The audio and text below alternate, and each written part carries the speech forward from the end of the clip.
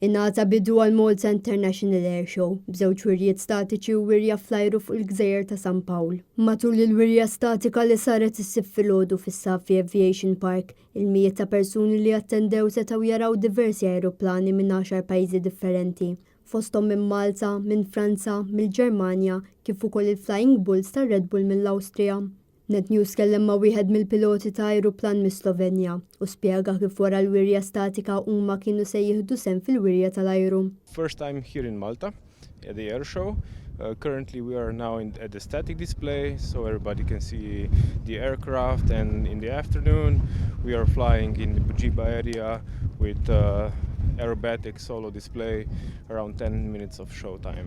Rappreżentant mill-Forzi Armati ta' Malta, Rescuer Darren Borg, spjega li r-wol tal-AFM matul il-jumejn ta' attivitajiet tal-Malta International Air Show. Aħna bħala Airwing li btagħmel parti mill-AFM għandna l-istent tagħna, għandna l-helikopter warajna, għandna ajruplan, helikopter u ajruplan ieħor in-naħa l-oħra.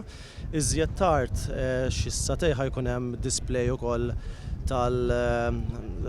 billi ħajtiru bil-helikopter anke bl-ajruplan ħajkun hemm il-wet jumps u warajna għandi l-equipment li nużaw meta ikollna rescue x'nużaw għax skont ir-rescue aħna nużaw equipment differenti. Net News kellem ukoll ma' ħaddiema ta' ajruplan tal-Pulizija Taljan li spjegat li r-rwol tagħha kif ukoll dwar kif tħaddem l-ajruplan.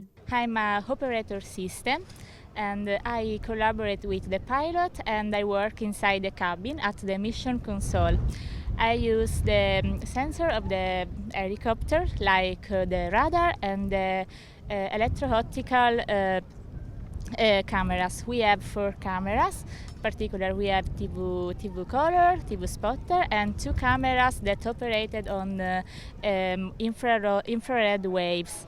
We work in maritime patrol and also we made operation of search and rescue. Is-sib fil-għaxija ser isseħħu wkoll serata mill-ajruplani tar-Red Arrows tar-Royal Air Force Brittanika li huma magħrufa l-wirjiet akrobatiċi kif ukoll għall-ħila u l-preċiżjoni tal-bdoti. L-għan prinċipali ta' dawn il-wirjiet hu sabiex il-familji jgawdu minn din l-esperjenza unika fil-waqt li jresqu aktar żgħażagħ u tfal lejn il-passatemp tal-avjazzjoni. Dawn il-wirjiet ser ikomplu sa nhar il-Ħadd 24 ta' Settembru.